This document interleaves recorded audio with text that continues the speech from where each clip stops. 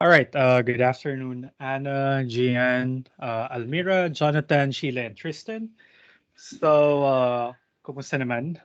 Kaya pa ba? I think we are in a very unholy hour. Nakakaantok talaga, ang sarap mag-siesta, right? But we don't have any choice but to continue our discussion, all right? So, did you guys had a chance to watch the recorded videos I posted in Canvas for Tuesday?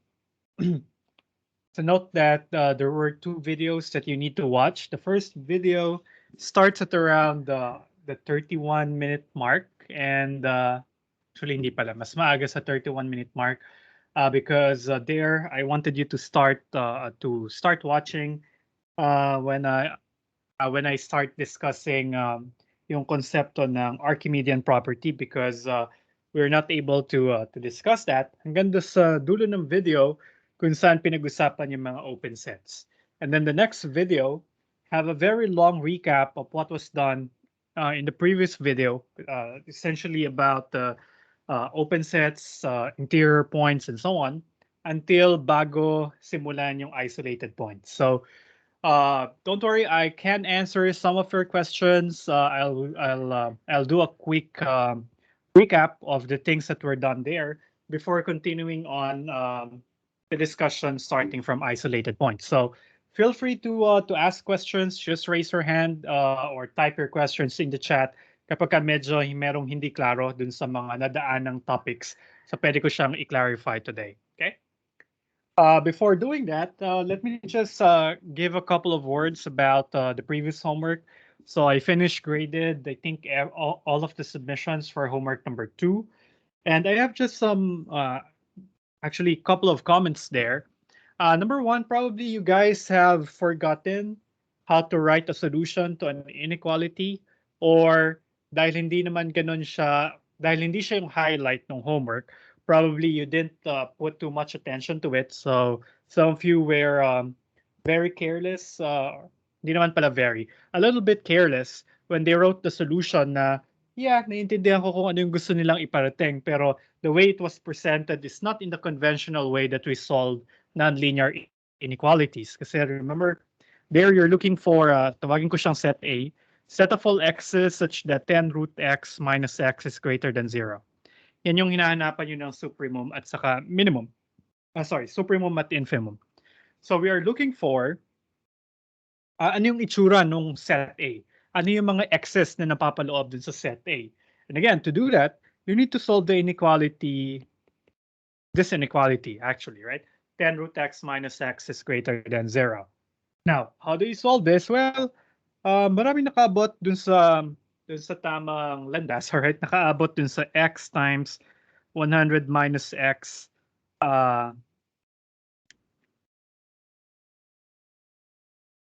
I think I was cut off there, but hopefully I'm back. Dun sa x times 100 minus x, and we want this to be less than 0. Tama ba? Positive. Mm-hmm. Yeah. Tama ba? Or yung pabaliktad dapat? So x, kasi kung si 50 times, parang dapat greater than 0 yata ito. Or something like this, right? Now, if you're solving an inequality, hopefully you recalled what was done in your elementary algebra classes. Kailangan yung gumawa ng sign chart, right? Kasi gusto mong makita ano yung behavior nung x times 100 minus x dun sa intervals induced by the critical points. The critical points being the roots ng mga factors nung nasa kanan, nasa kaliwa ng inequality. So, the first factor, x, becomes 0 when x equals 0. And the other factor becomes 0 at x equals 100. So ito yung mga subdivision points para dun sa isosolve mo na inequality. And then you can say na, oh, I know that x cannot be negative because we have a square root here. So tanggal na ito dun sa pamimilian. Right? Hindi na pwedeng maging kasama sa solution set yung negative infinity to 0. So we have only two choices, the interval 0 to 100 or the interval 100 to positive infinity. Right? Tapos kukuha ka ng test point. Halimbawa, 50. Okay? Pag pinlogin mo si 50, you will have positive times positive, so you get a positive number, all right? And then if you plug in a number that is in this interval, say 101, so you'll get a positive number, x equals 101. 100 minus 101 is a negative number, so positive times negative, so dito negative lagi yung sign. And remember, you want a positive product, so ibig sabihin talagang ang solution set nyo lang ay open interval 0 to 100. Okay? So this is ideally how I expected your work for number 1 to go. However, yung iba kinapa na lang siguro, nakaabot sila dito, then they concluded that x must be less than 100 and that since there's a square root, x must be positive. Now, sige, pinagbigyan ko na. I either gave no deductions or very small deductions for missing details in the inequality, pero most of them pinalampas ko na kasi ang highlight naman nung problem ay on finding the supremum and infimum and not solving the inequality. However, doing it in the proper way will be very beneficial, especially if I give you a very complicated inequality. Kapag ka more than two factors na yung nandun sa sa left-hand side ng inequality, hindi nyo na kayang kapain lamang yung solution. Alright? Kasi madali pa to. Makikita nyo kailan siya nagpa-positive. Madali siyang i-imagine. Pero pag komplikado na to, there could be some problems kung i-visualize nyo lang siya or iisipin mentally ano yung solution. So better go through the proper route for complicated problems. Alright? And then another common mistake is instead of looking for the supremum, let me just go back. Instead of finding the supremum of x's, of x's belonging to this set, ang nagawa nung iba ay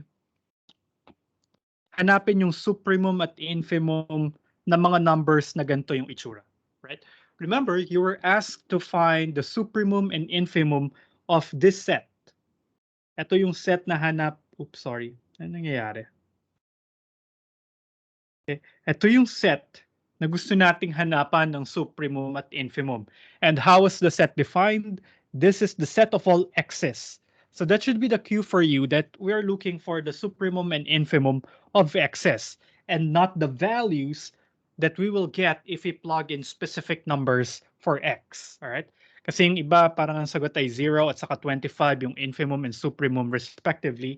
Probably they would be right if I ask you to find the supremum and infimum of numbers of the form 10 root x minus x. Pero dito sa problem na to, ang pinapahanap ko ay supremum ng mga x's. And then sino yung mga x's na yon? Pag sinolve nyo yung inequality, makikita nyo na ito ay open interval lang 0 to 100. So ibig sabihin, kukunin ko yung supremum ng open interval 0 to 100. And once you have solved the inequality, then pwede nyo na kagad sabihin na, open interval to, na example na natin sa klase last time na 0, siya yung infimum. 100, siya yung supremum. Okay? So, yeah, be careful about that. Read the sets properly and the symbols properly para hindi kayo malito kung sino nga ba yung kinukunan nyo ng supremum at infimum. All right? So, any questions about the homework?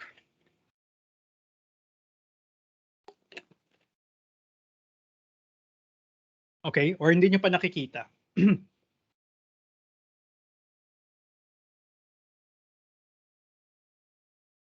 Or ayaw nyo ng pag-usapan, ano? So, sige, let's move on and look at what's next. Well, we started talking about the consequences of the completeness axiom. Ano yung kagandahan ng pagkakaroon ng konsepto ng completeness para sa real numbers? So, una, na-prove natin last time that the completeness axiom, or in other words, the LUB property, led us to the conclusion that the set of natural numbers is not bounded above. All right, wala kang makukuha ang upper bound para sa n because n increases indefinitely without bounds. Okay? And then dun sa video na pinapanood ko sa inyo in lieu of a live lecture last Tuesday, right after the unboundedness of n, ang susunod na result ay Archimedean property. Ano naman yung sinasabi ng Archimedean property? Well, the Archimedean property tells us that if you have any positive number epsilon, especially if you have a very, very small positive number epsilon, then there is always a natural number n such that 1 over n is still smaller than epsilon. So pwede mo naman ditong isipin yung mga negative numbers, walang pinakamaliit sa mga negative numbers. Kasi pag meron ka para sa mga positive numbers, pag meron kang isang positive number, however small it is, you can always find a smaller real number than that epsilon. And actually, it's not just that. The Archimedean property is telling us how to get such a smaller number. So the Archimedean property guarantees that whatever small epsilon you have, you can always find a natural number na yung 1 over n ay less than k epsilon. So and then this is the first proof that I wanted you to watch in that recording. Pero yeah, if you missed that, kindly go back kasi hindi ko na siya ipoprove. Pero yun yung idea ng Archimedean property, right?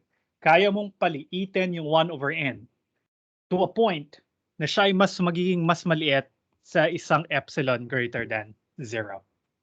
Okay? Now, sometimes another version of the Archimedean principle is more useful than this one. Okay? Dito naman sa another version ng Archimedean property, ang sinasabi niya ay pag meron ka raw pair of positive real numbers, say A and B, okay? Kaya mo makakuha ng multiple ni A na mas malaki kaysa kay B. So yung corollary 1.2, that version of the Archimedean property or the Archimedean principle ay paliitan naman yung usapan. Meron kang maliit na epsilon, makakahanap ka ng mas maliit sa kanya na 1 over n, where n is a natural number. Dito naman sa remark 1.11, which is an equivalent version of the Archimedean property, sinasabi niya, pag meron kang dalawang positive na real numbers A and B, there is a multiple of A that is larger than B. Kaya mong palakihin yung A by simply multiplying it by a natural number n that it becomes big enough that it is larger than B. Okay?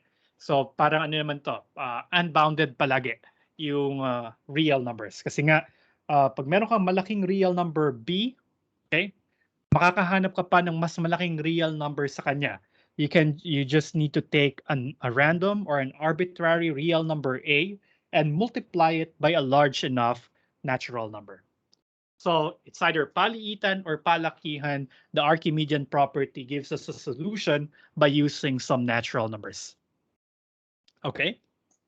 So everything's good so far? React naman kayo guys or disconnected ba uli ako? I hope I'm still live.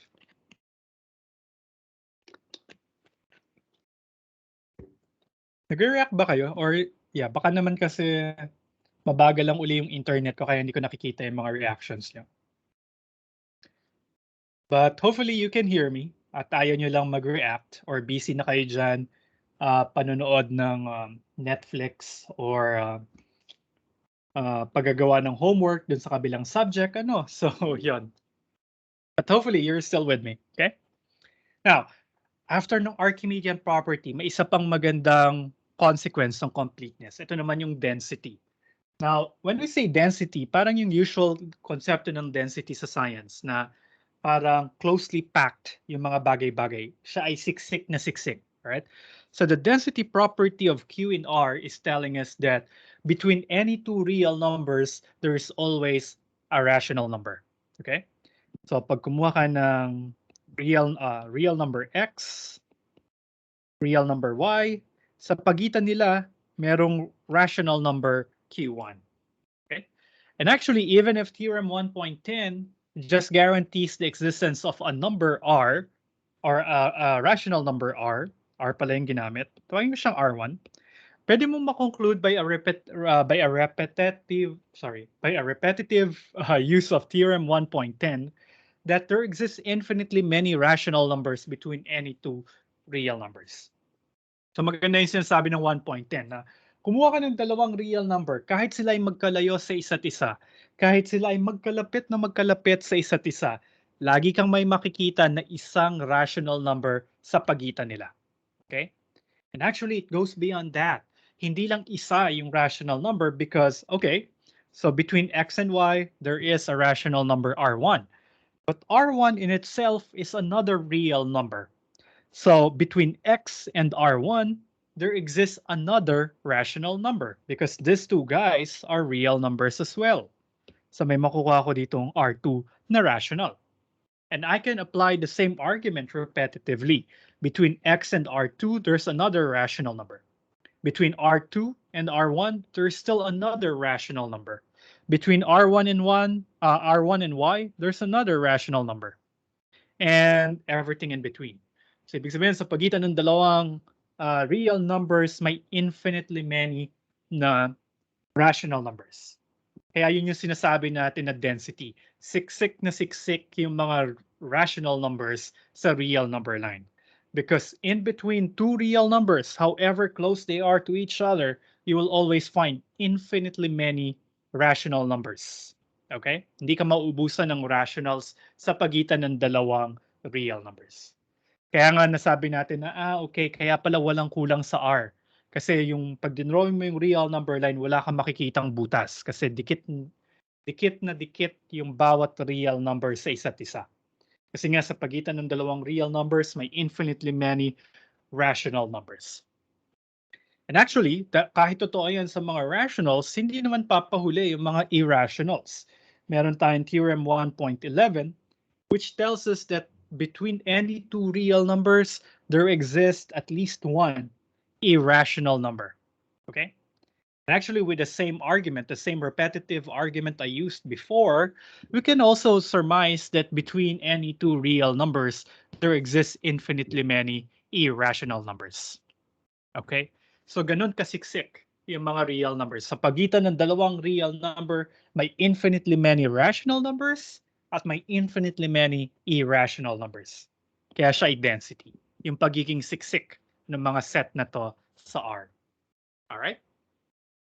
Now, I provided you a proof in the lecture notes of Theorem 1.10, but Theorem 1.11 is left as an exercise. Now, I'm not sure. Some of the proofs I read and the ones that I attempted to write are a little bit more complicated than the proof for the density of Q in R. So hindi ko sure kung merong madaling proof yung irrationals. So if you will be able to find a simple proof for the density of irrationals, siguro you can share it with me. Kasi hindi ko siya napuprove sa klase kasi maraming tricks yung kailangan kong gamitin dun sa proof na nakikita ko or proof na ina-attempt kong isulat, alright? Na parang over the top na siya for Math 155. But if you can find an easier proof, then please share it with me para ma-prove ko to sa mga susunod kong klase, alright? But other than that, you can try exercise 1 and exercise 3. And yeah, this would be nice pastime. So pampalipas oras, ano? Okay. The next topic, so tapos na yung mga consequences ni R, consequences ng completeness ni R, pero there are more properties, all right, that follows directly from the completeness axiom. But before going there, we need to define some things. So kailangan natin mag-define ng mga iba't iba pang mga bagay bago natin balikan yung mga consequences ng completeness ni R. Now, the first one of them would be looking at open and closed sets. Ano yung ibig sabihin ng pagiging open at pagiging closed ng isang set of real numbers? All right? In definition 1.7, we are defining what an epsilon neighborhood is. Now, kapag ka topological yung concepts or kapag ka about neighborhoods yung concept, I usually advise my students to draw a diagram to visualize what is happening. And then the key to understanding these definitions actually is on visualizing them. And actually, mas maintindihan mo pa nga siya kung isipin mo ano nga ba yung ibig sabihin ng mga pangalan na yan. Alright? Kasi pag sinabi mong epsilon neighborhood, interior point, limit point, accumulation point, meron silang mahabang mga definitions. Yan yung nakalagay dun sa lecture notes. Kaya lang medyo clever. Hindi pala medyo clever yung mga mathematicians to a point that they are very punny. Alright? So, yung mga ipinangalan nila sa mga points na yan, sa mga terms na yan, usually can be associated with a common use of these terms. All right? Parang naka-layman's terms. Kung may mga dahilan kung bakit yan yung mga terms na ginamit nila. Bakit neighborhood yung pinangalan nila sa set na ito? Or bakit interior point yung tawag sa isang point na nakakasatisfy nito? Alright, so let's take a quick look at these ones, but I will not go too much into the details because I assume that you watched the recording I assigned to you for Tuesday. So parang review or recap na lang ito. Alright? Now, remember in math, when we talk about epsilons, we are usually talking about small numbers. Alright? So ibig sabihin, maliliit na to, yung mga epsilon na yan.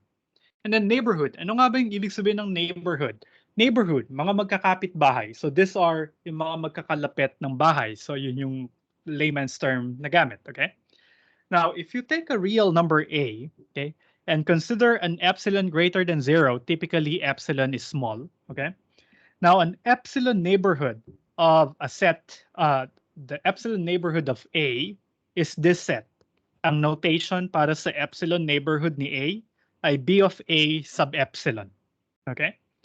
So, again, si epsilon ay isang maliit na number. Tapos neighborhoods. So, ibig sabihin magkakapit-bahay sila. So, kukunin mo lahat ng kapitbahay ni A. Ano yung criteria para maging kapitbahay? Bago siya mabilong dun sa epsilon neighborhood. Well, para maging kapitbahay siya ni A dun sa epsilon neighborhood, dapat yung layo niya mula kay A ay less than epsilon. Okay, kaya ang tawag sa kanya epsilon neighborhood.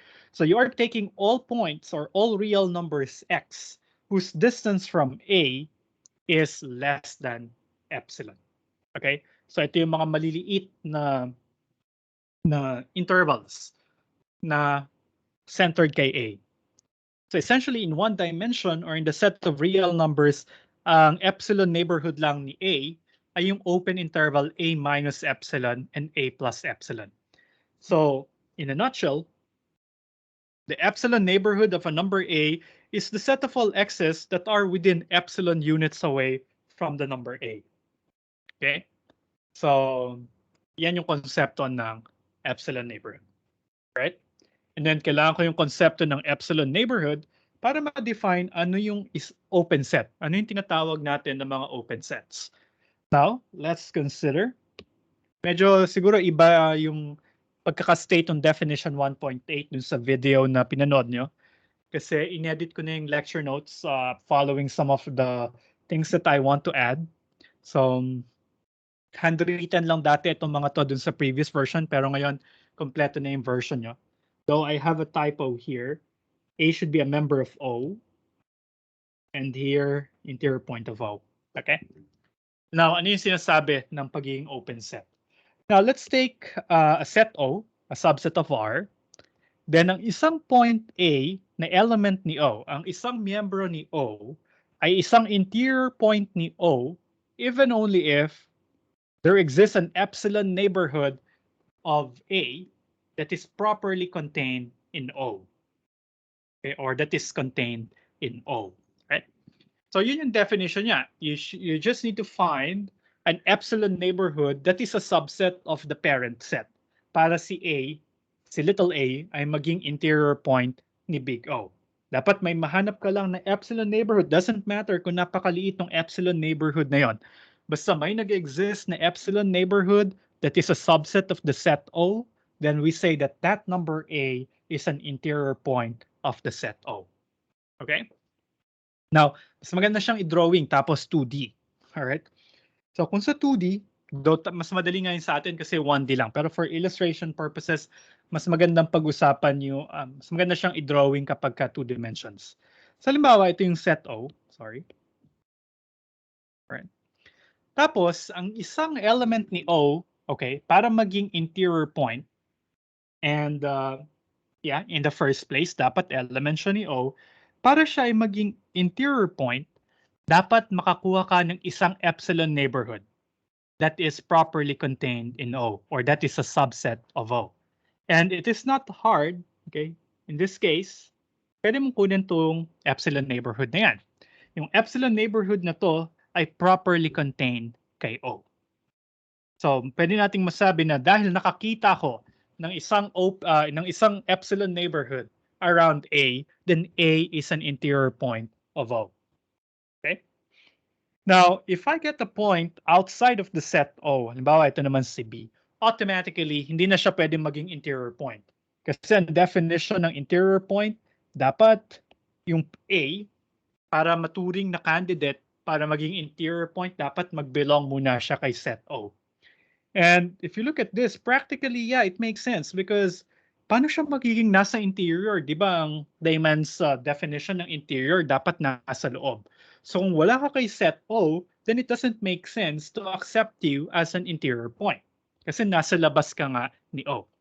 So ibig sabihin, kahit ano pang epsilon neighborhood, however small or however big, okay, yung epsilon neighborhood around B ay hindi subset ni O. So, ibig sabihin si B, hindi siya interior point. Kasi kahit maliit o malaking epsilon neighborhood around B, wala akong epsilon neighborhood na makuha na subset ni O. Laging may mga element yon na wala kay O. Alright? So that means B is not an interior point. Okay? Now, I have a question for you guys. How about if this is my set C? Do you think this, sorry, not set C, my point C. Do you think this point C is an interior point of O or not? And why? Sige nga. Recitation points. So ito bang number C na to? Etong C na to. Interior ba siya kay O?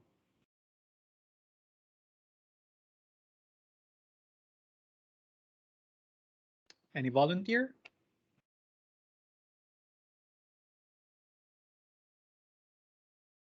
Ay, parang hindi nyo pinanood yung video last time. Yung assigned video. Wala kasi nagvo-volunteer. Sige nga, tingnan ko. More baka nag-react naman kayo. Yeah, wala naman nagre-react. So, guys, are you there? Any volunteer? Sige, si Tristan.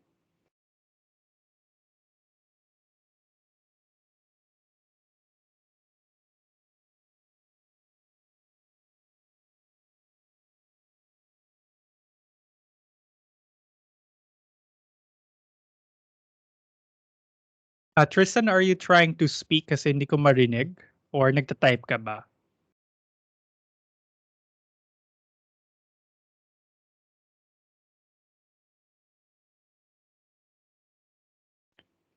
Yeah, hindi kita naririnig, Tristan. How about the others? Can you hear Tristan?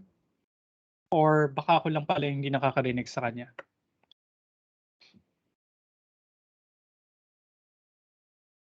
Try mo nga ulit, Tristan.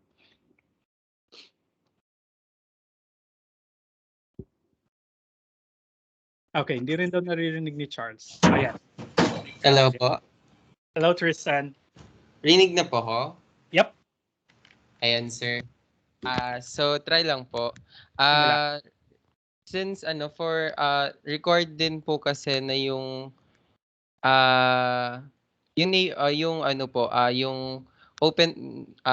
open ball set po is inside the set curly O po. So parang since for any epsilon po, parang may part po na hindi kahit for any for any epsilon, may part po na hindi siya kasama. So hindi siya, since may part po nga na hindi kasama doon, hindi po siya subset ng O, therefore hindi po siya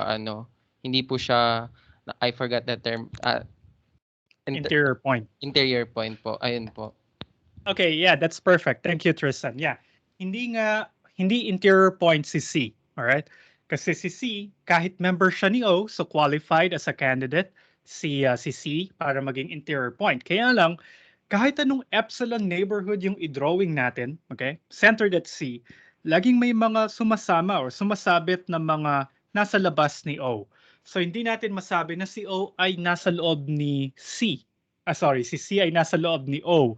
Kasi merong mga open, lahat ng epsilon neighborhood containing centered at C, laging may mga members na nasa labas ni O. So hindi siya maituturing na isang interior point. We can think of it as a boundary point, pero hindi siya interior. Kasi tama si Tristan. Kahit anong epsilon neighborhood yung i-drawing mo, kahit gaano pa yan kaliit, laging may mga sasabit na mga members na nasa labas ni O. So C is not an interior point. Okay? Now, if we collect all of the interior points of a set O, then that is the interior of O. So lahat ng interior points ni O, ang tawag sa set na yon ay interior of O. At tapos ang ating notation para doon ay O interior or O superscript O. Parang pangit palang basahin, no? So ang basa rito ay interior of O. Laman niya lahat ng interior points ni O. Okay?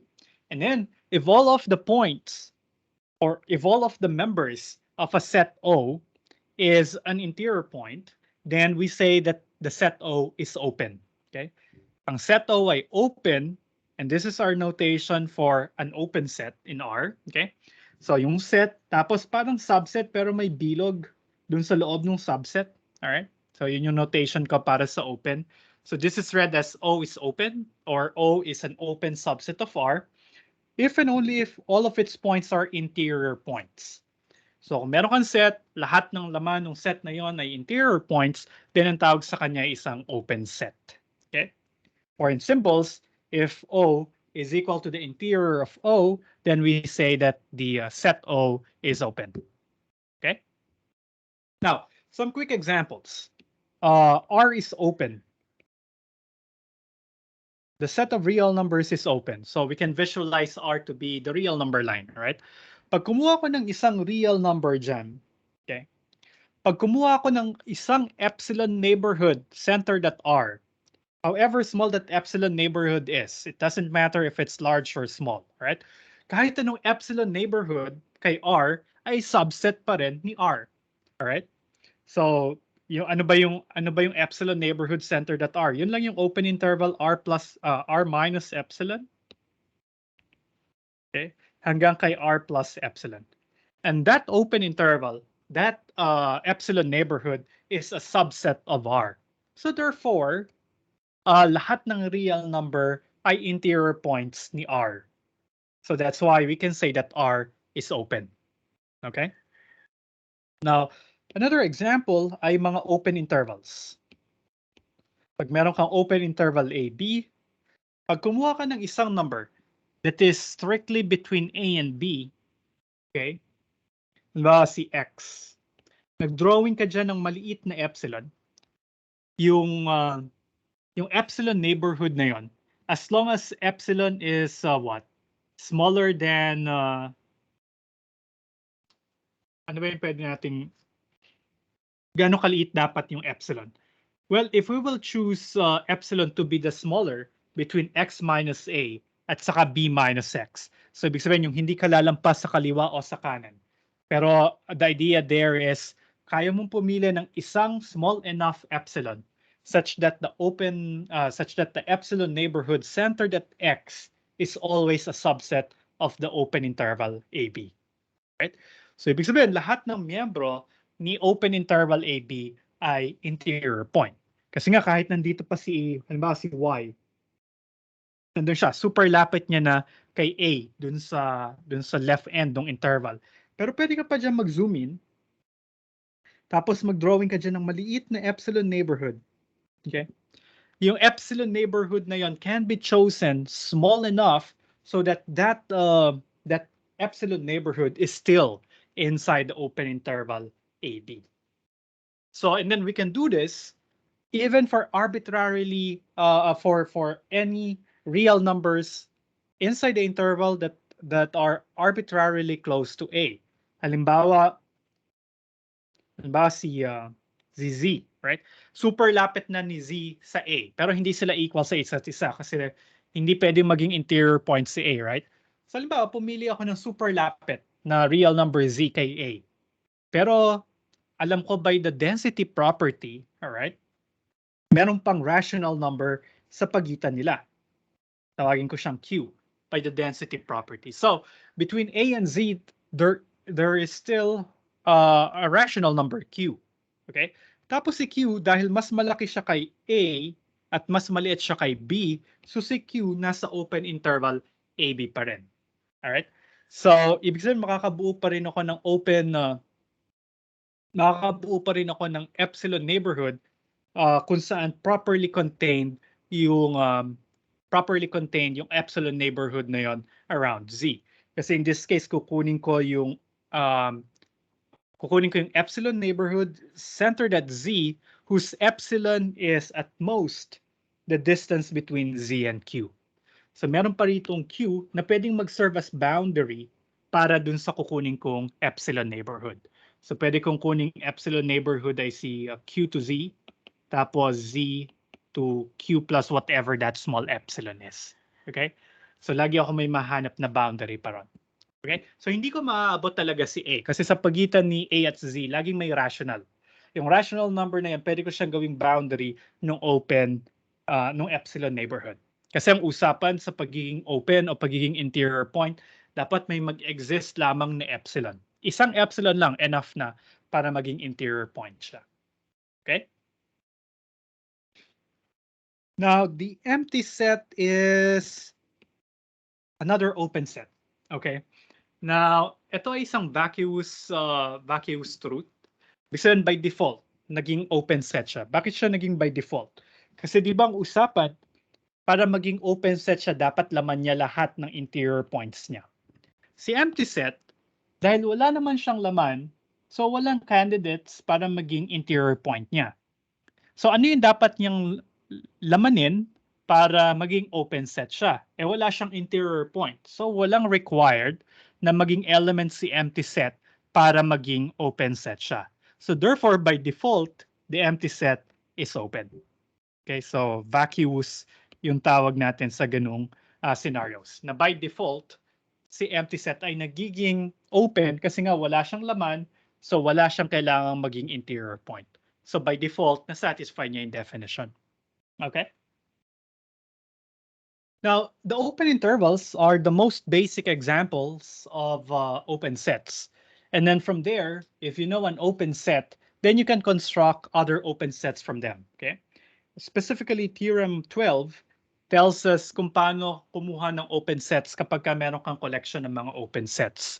Sabi ng part 1, pag meron kang collection ng kahit ilang open sets, it could be an infinite collection of open sets, a discrete collection, pwede rin namang hindi discrete yung collection ng mga open sets, alright? Basta kahit ilang open sets yan, kinuha mo yung union nila, open sets pa rin daw yung sagot. And I hope you watched the video para dun sa proof. Although, you can also read the proof here. Nakalagay naman siya rito. Okay? Tapos, medyo kakaiba yung sa intersection. Pag meron kang finite collection ng mga open sets, ang intersection nila ay open din. And take note, medyo mapili yung intersection. Dapat finite yung mga sets, yung mga open sets na pinag-i-intersect mo para makasiguro tayo na yung intersection talaga ay open set pa rin. Okay? Now, it's nice to think about a counterexample. Bakit kailangan na finite yung collection ng open sets? If you watch the proof, okay, or if you watch the discussion of the proof, right, yung pagkakaroon ng finite collection ay ginamit siya dahil para makuha yung minimum. Okay? Para makuha yung pinakamaliit na epsilon para dun sa proof. So kaya ginamit yung pagiging finite. But it would be nice to think of a counterexample, meaning think of an infinite collection of open sets whose intersection is not necessarily open. So maganda sigurong problem yon for a homework or for a problem set. So kindly start thinking about it, all right? So ano kaya yung example ng infinite collection ng open sets na yung intersection ay hindi open? Para masabi na, yeah, mali nga yung theorem, restricted tayo sa pagkakaroon lamang ng finite collection ng open sets. Okay? All right. Is everything clear so far?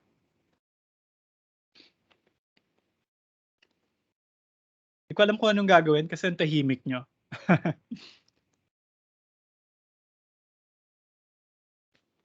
Okay. Thank you, Tristan. Now, moving on. Okay. Dito na nagtapos, ito yung last topic dun sa video na pinapanood ko sa inyo, right? Hopefully nakaabot kayo dito. Ito naman yung mga limit points, okay? Now, kailan ang isang point ay nagiging limit point?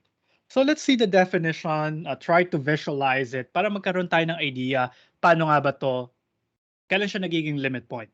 Tapos pag nakuha na natin yung visual representation niya o yung meron na tayong visual understanding niya, babalikan natin yung definition. Kasi yung definition naman, yun yung gagamitin natin pagsusulat ng proofs. Pero usually, pag mag-iisip na tayo ng atake sa isang problem o isang theorem na gusto nating i-prove, babalikan natin yung visual representation. Usually, dinodrawing ko muna siya, doon ako nagpaplano para ma-prove yung isang theorem. So gagamitin ko yung layman's understanding ko ng concepts. Pero pag isusulat ko na yung proof, kailangan kong balikan yung technical details ng definition. Kasi yun yung tanging paraan para ma-argue ko siya formally. Okay? Now, let's look at definition 9. A point X is a limit point of a set A. But first, this phrase is or has an implicit thing to it. All right? Unlike interior points, limit points need not belong to the set A. Okay? Kung matatandaan nyo yung interior point, ang definition ng interior point, a point A is an interior point of a set O. If and only if A is an element of O and there exists an epsilon neighborhood and so forth. Okay? So kailangan yung interior points miyembro muna nung set na kung saan siya supposedly ay interior point. Okay? Pero sa limit points, yung mga limit points, hindi sila necessarily nasa loob ng set under consideration. Okay? So it's just a point, a real number, not necessarily belonging to A, and it will become a limit point if and only if every. So medyo mabigat ngayon yung quantifier. It's a universal quantifier. For all epsilon neighborhood of X, okay, dapat ang intersection niya kay A ay maglalaman ng isa pang point other than X itself. All right? Or in symbols, okay? So X is a limit point of A if and only if for all epsilon greater than 0, however small it is. Kahit anong epsilon neighborhood, gaano man siya kaliit, may mag-exist dapat na element Y different from X such that Y is a member of the intersection of the epsilon neighborhood and A. Right? Parang ito yung pinaka-technical na definition ng limit point. So limit point siya kapag binigyan kita ng kahit anong epsilon, however small it is. Okay? You can still find an element Y different from X such that si Y ay nasa loob ng intersection ng epsilon neighborhood at saka ni A. Okay? So how do we make sense of this definition? Well, punta ko muna yung remark 13. Sabi dun sa remark 13, limit points are also referred to as cluster points or accumulation points. And if you will just read the English of this statement, cluster points, accumulation points. So ibig sabihin yung mga limit points, doon nagkukumpul-kumpulan. Doon, ano pa bang term yung ginawa? Doon nagsisiksikan. Dami yatang, but anyway, doon nagkukumpulan yung mga elements ni set A. So ang limit points ng isang set ay kung saan nagkukumpulan yung mga elements ng set A. Paano natin masasabi na nagkukumpulan sila? Well, yun yung ginaguarantee nitong technical definition na to. Okay? So, halimbawa, meron akong set A dito, open interval na lamang para madali siyang i-visualize. Okay? Halimbawa, yan si set A. Tapos, ito si X. So, gusto kong i-check kung si X ay isang limit point. Siya ay isang limit point kapag nagkukumpul-kumpulan, malapit sa kanya yung mga elements ni A. And how do we guarantee yung pagkukumpul-kumpulan ng mga elements na yon? Dapat, pag pumili tayo ng kahit anong epsilon, however small, okay, laging meron pa siyang kapitbahay na element ni A. Right? So, pag pumili ka ng isang epsilon, however small it is, sa lahat ng epsilon, mapamaliit o malaking epsilon. But the gist here is usually on the small epsilons. Okay? Kumuha ka ng maliit na epsilon, tingnan mo yung epsilon neighborhood na yan. Meron pa bang element si A other than X that lives inside that epsilon neighborhood? Okay? So kumuha ka ng isang maliit na neighborhood ni X, all right? May makikita ka pa bang ibang miyembro ni A? If the answer is yes, for every epsilon greater than 0, then X is a limit point of A. Kasi nga, nagkukumpul-kumpulan sa kanya. Paliitin mo man yung area around X, laging meron pa siyang kapitbahay na elements ni capital A. So yun yung pagiging ibig sabihin ng accumulation point o cluster point o limit point. Okay? So, and then take note, it's a very powerful quantifier for all. Lahat ng epsilon greater than 0. Lahat ng epsilon neighborhood ni X ay naglalaman ng mga miyembro ni A that is different from X. Okay? Now, before proceeding with examples, puntahan ko na yung isolated points. Medyo meron ding tacit assumption dito sa isolated point. A point A in A. So, ang isang point dun sa loob ng set A, siya ay isang isolated point ni A kapag ka hindi siya limit point. Okay? So, kapag ka nasa loob siya ng set A, tapos hindi siya limit point, ano yung ibig sabihin ng hindi siya limit point? Ibig sabihin, hindi nagkukumpul-kumpulan sa kanya yung ibang members ni A. Parang nilalayuan siya ng mga elements ni A. Ang tawag sa kanya ay isolated point. Okay? So meaning, if you want to put a mathematical definition to it, then you must be able to find an epsilon neighborhood of A that doesn't contain any member of A, aside from possibly A itself. Okay? Yun yung pagiging isolated point. Merong isang neighborhood ni little A na wala siyang kapitbahay na ibang members ni A. Ibig sabihin, dun sa neighborhood na yon nagsosolo siya. And that is not hard to see kasi negation lang siya ng pagiging limit point. Ang pagiging limit point for every epsilon, meron ka makikitang kapitbahay niya. Alright? Pero hindi siya limit point, so ibig sabihin there exists an epsilon neighborhood. So existence naman ng epsilon neighborhood na wala ng ibang miyembro ni capital A dun sa loob na yon. So basically, pwede mo siyang tingnan in layman's terms, pwede mong i-isolate yung element A from the rest of capital A. Kasi nga, meron siyang neighborhood na siya lang yung nag-iisa. So in essence, hindi sa kanya nagkukumpul-kumpulan yung mga element ni A. Okay? Now, let's look at some quick examples. Tingnan natin tong set na to. Set containing 1 over n, where n is a natural number. If we will plot the members of that set, C1, when n is equal to 1, so we'll have 1 over 1. That's a member of the set. So lagyan natin yan ng point. Tapos when n is equal to 2, then we'll have 1/2. So 1/2 is a member of the set. So figure not to scale na lang. So si 1/2, member din ng set. Tapos si 1/3, member din ng set. Si 1/4, member din ng set. Si 1/5, member din ng set, and so on. Okay? Yan yung mga members ng set natin. Okay. And then example 4 tells us na lahat ng elements ng set na to, tawagin natin tong set A, lahat ng laman ni set A daw ay isolated points. Okay. Paano nga siya maging isolated point? Dapat meron siyang epsilon neighborhood na siya lang yung nag-iisang element ni A doon. Okay? So tingnan natin, one by one, probably. And then let's deduce a general argument. Okay. Si 1 daw ay isolated point kasi hindi daw siya limit point. Pero bakit talaga siya naging isolated point? Okay. Can you guys give me an epsilon neighborhood of 1 that doesn't contain any member of the set A? Ano dapat yung epsilon? Or magbigay nga kayo ng isang epsilon kasi isang epsilon lang yung kailangan ko. Isang epsilon na yung epsilon neighborhood around 1 or centered at 1 ay wala ng ibang members ni capital A. Volunteers for recit points? Yeah, Charles said 0.25. Yes, that's perfect. Because kung 0.25 yung epsilon, okay, so tingnan mo lang to. Ito yung open ball. Ito yung 0.25 neighborhood. So yung 0.25 neighborhood ni 1 starts from 0.75 until 1.25.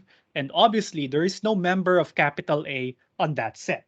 So indeed, 1 is really an isolated point. Thank you, Charles. How about 1/2? Can you give me an epsilon for 1/2? Para ma-prove talaga natin na si 1/2 ay isolated point.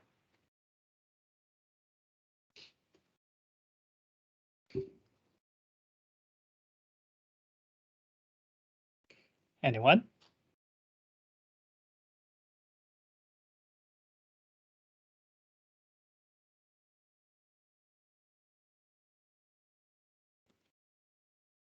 Nahiya na kayong sumagot. Right? So, yes, Anna? Or nagko-compute pa? Yes, Anna. 0.4 po, sir. 0.4. Okay, tingnan natin 0.4. So, si 1 half, pag nag 0.4 ako, aabot yan sa 0.9, which is still fine. Hindi niya inabot si 1. Pero pag nag 0.4 ako dito sa kaliwa, si 0.5 minus 0.4, 0.1. And 0.1, abutin niya yung 1 half. So, magkakaroon ako ng dalawang member na nandun sa epsilon neighborhood na 0.25 at 0.33. So, yeah, unfortunately, yung 0.25, yung 0.4 ay hindi appropriate epsilon, right? But probably, Anna, you're referring to 0.4 to 0.6. Tama ba? But that's a nice try, Anna. Yeah, sige, simulan natin sa 0.4. Gano'n siya kalayo sa 1 half? It's 0.1 unit away from 1 half. So yung epsilon neighborhood, 0.4 until 0.6. Okay? Ay hindi maglalaman ng iba pang members ni capital A. Yun din yung suggestion ni Charles, 0.1. Well, yeah. So, nakakita tayo ng epsilon. Epsilon is 0.1 kung saan na-isolate natin si 1 half. Okay?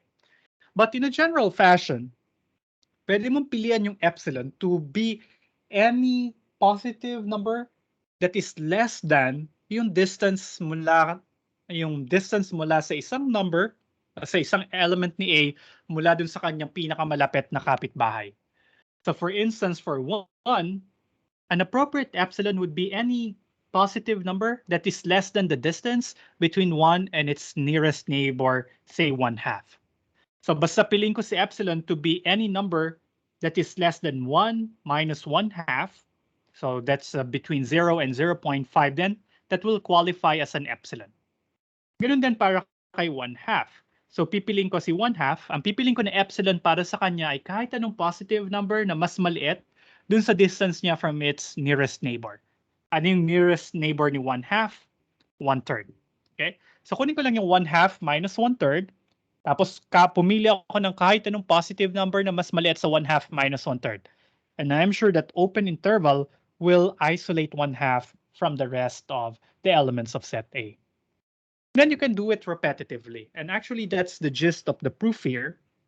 Kasi hindi naman natin to kayang gawin ng paulit-ulit. Simulan kay 1, kay 1 half, kay 1/3. So we need to build a generic argument.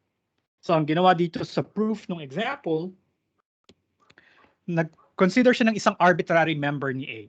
Okay? Kasi nga sabi natin, gusto kong ipakita na lahat ng miyembro ni A ay isolated. So magbigay ako ng isang arbitrary o isang random element ni capital A, say si 1/n. Tapos I'll use the strategy that we devised earlier. Piliin ko si epsilon to be any number smaller than or equal to the difference between 1/n and its nearest neighbor. It's just so happened that the nearest neighbor to 1/n is 1/n plus 1. So kung pipiliin ko yung epsilon na mas maliit dun sa distansya ni 1/n mula sa pinakamalapit niyang kapitbahay, yung epsilon neighborhood na yon, ang magiging ka-intersection niya lang kay A ay si 1/n. But remember, to become a limit point, dapat ang intersection niya ay 1/n plus another different member of A. So basically, hindi limit point si 1/n. And since 1/n is arbitrary, we can say that any element of capital A is not a limit point, thereby they are isolated points. Okay? Now, every member of A is an isolated point, pero si 0 ay ang limit point ng set A.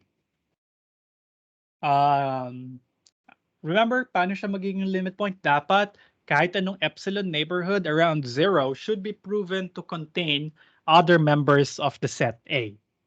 Okay? Ano yung magagaranti sa atin na laging merong member si capital A na mapapaloob sa kahit na anong or kahit na gaano kaliit na open na epsilon neighborhood around 0? Ang dami kong bakal doon. Ulitin ko yung question. Paano ko magagaranti na si 0 ay limit point? So remember, si 0 ay magiging limit point kapag kahit anong epsilon neighborhood around 0 ay may kino-contain na members ni capital A. All right? So can somebody provide an explanation bakit sure tayo na si 0 ay limit point? Ibig sabihin, kahit pumili ako ng kahit anong epsilon greater than 0, laging merong laman na 1 over n yung epsilon neighborhood na yon.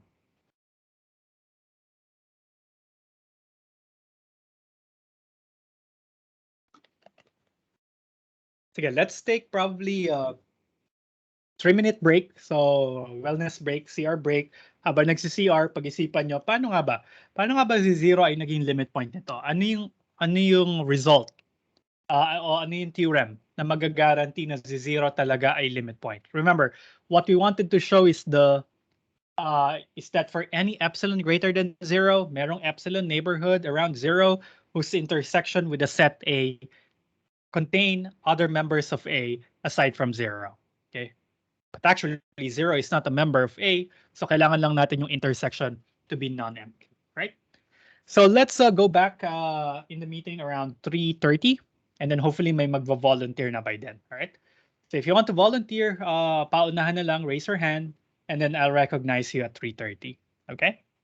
So sige, CR break muna tayo.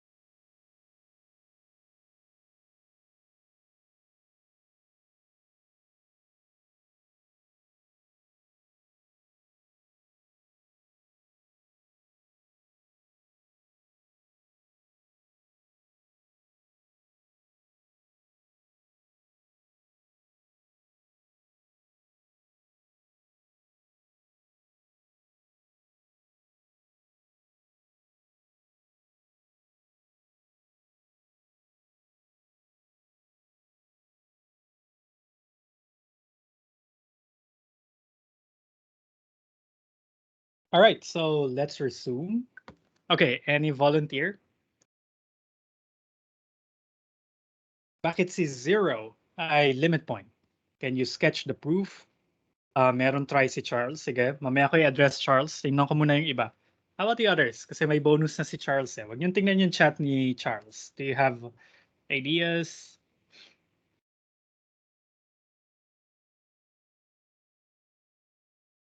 Or nahihiya?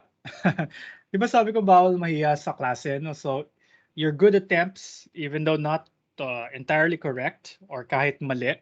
So, I'll give you bonus points for recitation. These are small points na hopefully mag-accumulate sa dulo, no? So, para makatulong kung yung grade nyo ay nasa binget nung transmutation table, ano? Okay, yes, so thank you, Gian. Yeah, si sabi ni Gian sa ni Charles, yeah, Archimedean property, right? Because remember, if you have an epsilon neighborhood around zero, so we want to look for an epsilon neighborhood. So gusto natin magkaroon ng epsilon neighborhood dyan. So yung epsilon neighborhood around zero, ang itsura niya ay negative epsilon until epsilon. Alright? Pero dito sa kaliwa niya, ang maging itsura niya lang ay 0 to epsilon. Alright? And then can we find a number of the form 1 over n that is within the interval 0 to epsilon? Dinisregard ko na yung negative epsilon to 0 kasi wala naman dong 1 over n na naninirahan kasi si n puro natural numbers lang. So it's safe to limit our search for 1 over n's dito sa right side ni 0. Right? So 0 to epsilon, are we sure that there is a number of the form 1 over n, where n is a natural number that is in this interval? And Charles and Gian are correct. The Archimedean principle tells us that no matter how small this epsilon is, as long as epsilon is a positive number, there will always exist a number n in n such that 1 over n is less than epsilon. So, sabi ng Archimedean property, may mahanap ka na 1 over n na mas maliit kay epsilon, and definitely 1 over n will reside inside the epsilon neighborhood of 0. So, ibig sabihin si 0 indeed ay ang accumulation point nung set A. Actually, it is the only accumulation point of the set A. Kasi pag pumili ako dito, halimbawa, negative 0.1, okay? May mahanap ako na epsilon greater than 0 na yung epsilon neighborhood around negative 0.1 will not contain any member of the set A. For instance, I can choose epsilon equals 0.1. Yung 0.1 neighborhood ni negative 0.1 ay walang laman na members ng set A. And then I can do this for any number to the left of 0. Kaya si 0 lang talaga yung pwedeng limit point ng set A.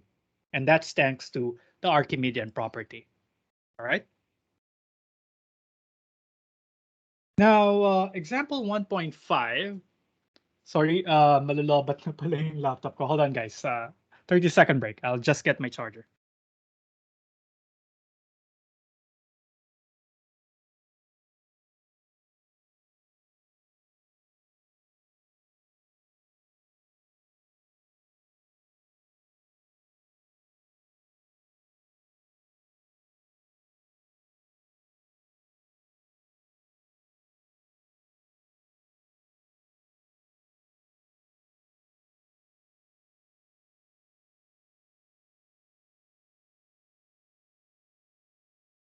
All right, I'm back. So, tingnan natin yung example 5. Sa example 5 naman, closed interval AB naman yung titingnan natin.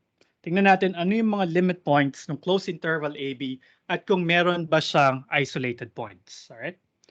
Now, nandito yung proof, yung analytic argument. So, nakasulat dyan.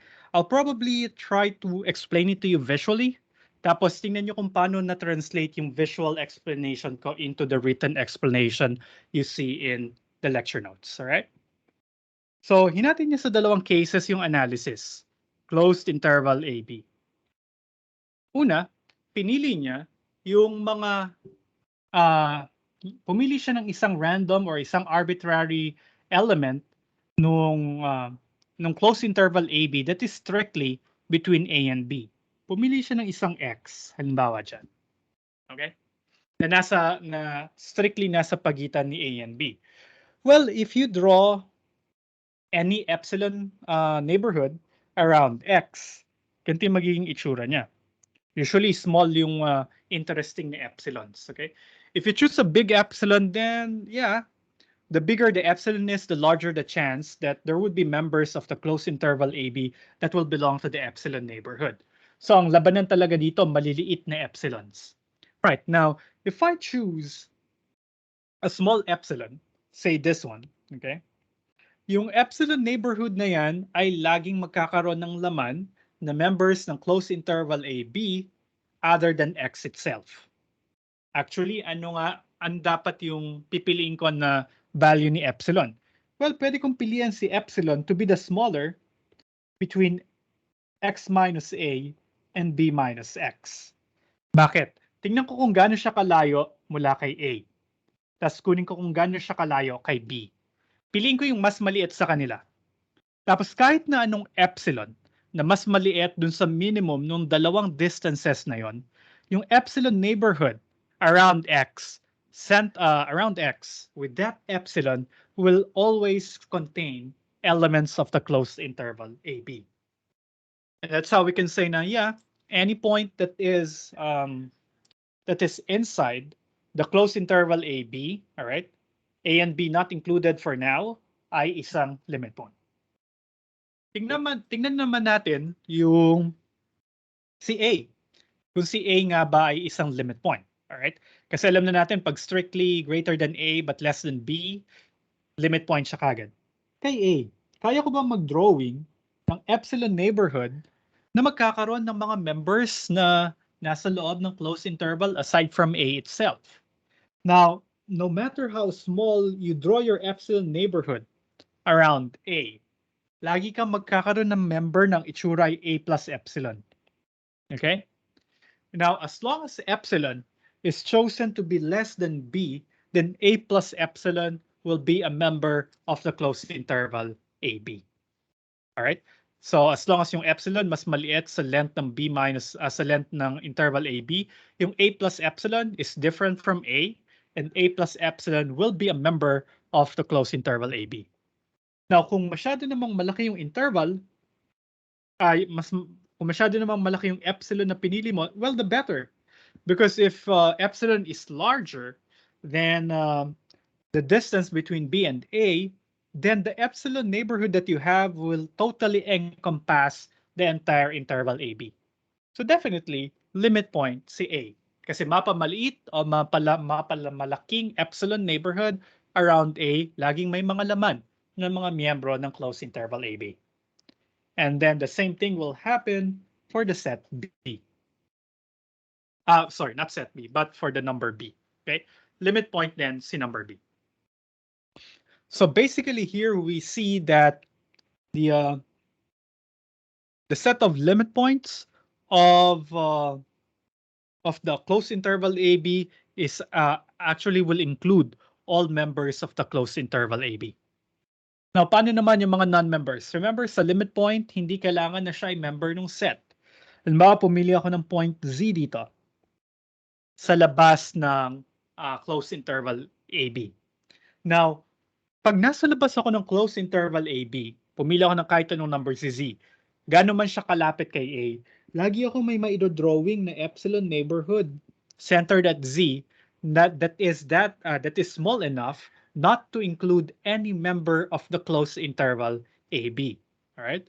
So if you choose an element Z that is very, very close to A, then you can easily choose epsilon to be a number that is less than A minus Z, so that epsilon neighborhood center at Z will not breach yung boundary na A. Hindi siya lalampas ng A. So ang piliin mo lang na epsilon ay mas maliit kesa sa A minus Z. And that epsilon neighborhood is guaranteed not to contain any member of the closed interval AB. Thus, any number outside of the closed interval AB is disqualified from being a limit point. So hindi sila limit points kasi nga Kaya ko mag-drawing ng maliit na epsilon neighborhood na hindi maglalaman ng ibang miyembro ng closed interval AB. Though this Z is not a limit point, it is not an isolated point. Kasi nga, sabi natin, pag isolated point, dapat miyembro siya ng set. Si closed interval AB naman, si Z naman ay hindi member ng closed interval AB, so hindi siya eligible para matawag na isolated point. Okay? Kahit hindi siya limit point, hindi rin siya isolated point. Okay? So now we can conclude that the set of all limit points of the closed interval AB is actually the closed interval AB itself. Okay? Now, medyo mahaba yung definition 9. Meron akong mga nakalimutang banggitin. Ngayon ko lang naalala. Okay. Pag kinolekta mo, lahat ng limit points ng isang set, ang tawag sa kanya ay derived set. Or siya yung A prime na tinatawag. So this is the collection of all limit points of a particular set. So for instance, kung ito si A natin, kung ito yung set A natin, ang A prime would be the set containing 0. Kasi mula dun sa example 4, nakita na natin na isa lamang yung limit point ng set of all 1 over n's where n is a natural number. So ang derived set ni A ay the set containing only the number 0 kasi nag-iisa lang yung limit point niya. Okay? Sa example 5 naman, kung gusto natin kunin yung derived set ni AB, kukunin natin lahat ng limit points ni set AB. Now, by our analysis, we learned na, yung limit points niya ay lahat din ng members ni AB and nothing more, right? Walang number sa labas ng closed interval AB na kayang maging limit point. So definitely the derived set of the closed interval AB is AB itself. Okay? Now, another quick example is number 6.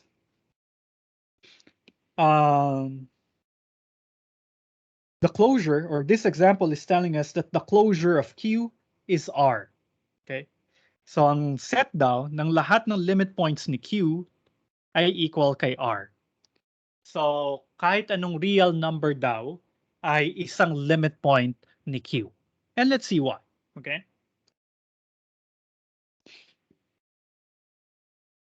So para maging limit point siya ni Q, dapat pag kumuha ako ng isang ang isang number R ay magiging limit point ni Q kapag kahit anong epsilon neighborhood ni R ay magkakaroon ng mga members ni Q, right? Diba, pag sinabi nating limit point ni Q, ibig sabihin nagkukumpulan yung mga elements ni Q sa paligid ni R. Alright? Para maging limit point si R. Si R ay so pagpalagay natin si R ay any real number. Okay? And then let's consider any epsilon neighborhood around R. R minus epsilon and R plus epsilon. Okay? And then the density property ng Q and R guarantees us that between R minus epsilon, which is a real number, and R plus epsilon, another real number, there will exist infinitely many rational numbers. Okay? So, napakarami ng mga rational numbers dyan. So, ibig sabihin, nagkukumpul-kumpulan around any real number yung mga rational numbers. Okay? So, we can say that by the density property of Q and R, ang derived set ni Q ay set of all real numbers. Because again, in layman's terms, nagkukumpulan around any real number yung mga rational numbers.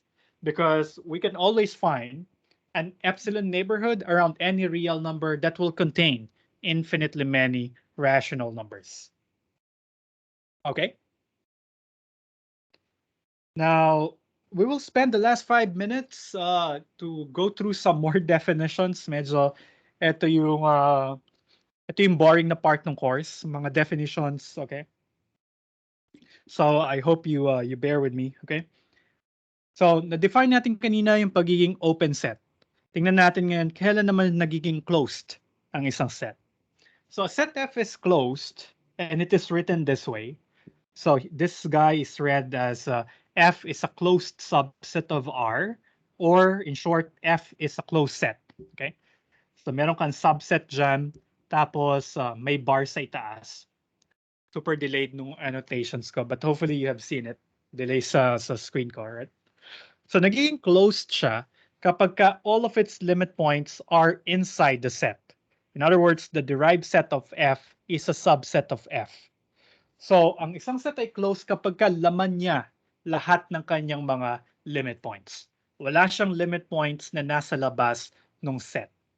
Okay? So dapat lamanin niya lahat ng kanyang mga limit points. Okay? Or in other words, this is the analytic check. Compute for the derived set and see if it is a subset of the set itself. So for instance, we have seen earlier that the derived set of the closed interval AB is the closed interval AB itself, which is a subset of itself. So dahil ang derived set ni closed interval AB ay subset ng closed interval AB, meaning lahat ng limit points ng closed interval AB ay nasa loob ng closed interval AB, then the closed interval AB is a closed set. Okay? Kaya nga siya tinawag na closed interval. Okay? Kasi nga siya yung pinakamadaling example ng isang closed set. And then another example is Q. All right? Si Q ay hindi closed set. Kasi yung Q prime, okay? O yung derived set ni Q, napakita natin ay si R, and this is not a subset of Q itself. So ibig sabihin hindi nalalaman ni Q lahat ng kanyang mga limit points. For instance, square root of 2. Si square root of 2 ay nandyan, mag-drawing ako ng kahit anong epsilon neighborhood around square root of 2. So magsisimula yan sa square root of 2 minus epsilon hanggang square root of 2 plus epsilon. Dahil si square root of 2 plus or minus epsilon ay parehas real numbers. So sa pagitan nitong real numbers na yan, in particular, dun sa epsilon neighborhood na yan, magkakaroon ng napakaraming rational numbers by the density of Q in R. Okay? So dahil napakaraming rational numbers sa pagitan ni root 2 minus epsilon at root 2 plus epsilon, ibig sabihin si root 2 ay limit point ni Q. Pero si root 2 ay irrational, wala siya kay rational numbers. So nakakita tayo ng isang limit point ni Q na wala sa sarili niya. So ibig sabihin si Q ay hindi closed kasi meron siyang limit point na nasa labas niya. Alright? And then let's finish the discussion by this very last definition. Last na to, sorry. Kahit ako napagod dun sa mga dinaanan natin mga definitions. Minsan mas maganda pa nga mag-prove kaysa bumasa ng mga definitions at mga examples. So closure. Buti pa yung mga sets na bibigyan ng closure. So nasa definition 12 siya. Ano ang closure ng isang set? Ang closure ng isang set A, ang notation ay A bar, okay? Or the closure of A, ay isang subset ni R such that it is the union of the set A and its derived set. So ang closure ng isang set ay kunin mo yung set tapos idagdag mo sa kanya yung mga limit points. So parang ang idea ng closure, ano yung kailangan para maging closed set siya. So para maging closed set siya, kunin mo lang yung set, idagdag mo lahat ng kanyang mga limit points. Yun yung closure ng isang set A. Okay? So parang paano mo maklo-closed o magagawang closed ang isang set? Well, kunin mo yung closure. So yung closure ay union ni A at saka ng derived set niya. Okay, then examples. Ito yung mga na-workout na natin kanina. Si set A consisting of numbers of the form 1 over a natural number. Ang closure niya ay yung set na yon union the set containing 0. Because again, this guy is A prime. Ito yung derived set ni A. Kunin mo lang yung union, yun yung closure. Okay? Ang closure ni Q ay si R. Bakit? Kasi remember, the closure is the union of the set itself, union its derived set. But we know that the derived set of Q is R, so the union will be R. There we go. Okay? And then the closure of an open set is the closed set. The closure of an open interval AB is the closed interval AB. Kasi remember the closure of an open interval AB, right? Sorry, not the closure. The derived set of the closed interval AB basically ay lahat ng nasa loob ni AB tapos limit point din niya si A at saka si B. Nakita natin sa example kanina. Limit point ng isang open interval yung dalawang boundaries. So ang closure ni A bar, ni AB actually ay the open interval AB rin. Kasi pag kinompute mo yung AB closure, right? Ito ay AB union, sorry, mali pala. Closure ng open interval AB ay open interval AB union, it's derived set. Ang derived set ng open interval AB ay closed interval AB. So pag kinuha mo yung union, closed interval AB rin yung makukuha mo. Tapos ang magandang result ay yung number 4, kapag meron kang closed interval, ang closure niya ay yung sarili niya. Okay? Kaya niyang bigyan ng closure yung sarili niya. Hindi niya kailangan ng closure mula sa iba. So, and then this is not only true for closed interval, it is true for any closed set. Kasi nga kung closed set siya, pwede pa lang ipaprove to sa homework. Ano? So kung siya ay closed set, ibig sabihin laman niya na lahat ng kanyang mga limit points. So pag kinuha mo yung union ng set of all limit points at saka ng set itself, makukuha mo lang yung set A. So ang closure ng isang closed set ay yung sarili niya.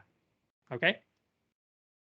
And I think we can stop there. And then on Tuesday, we'll start our discussion by proving theorem 1.13, 1.14, and then I'll present theorem 1.15. Then I will define a couple of things, perfect sets, boundary points. Tapos we'll be done with unit number 1. Some reminders before we end, okay? Meron tayong homework due on Monday. So homework number 3 will be due on Monday. It will be again a short one. Siguro bibigyan ko lang kayo ng mga set. Tapos hahanapin nyo lang possibly yung closure. Hanapin nyo lang yung derived set niya. Okay? So I won't need any explanation. Sige, pag-isipan ko pa kung hinga ko na explanation.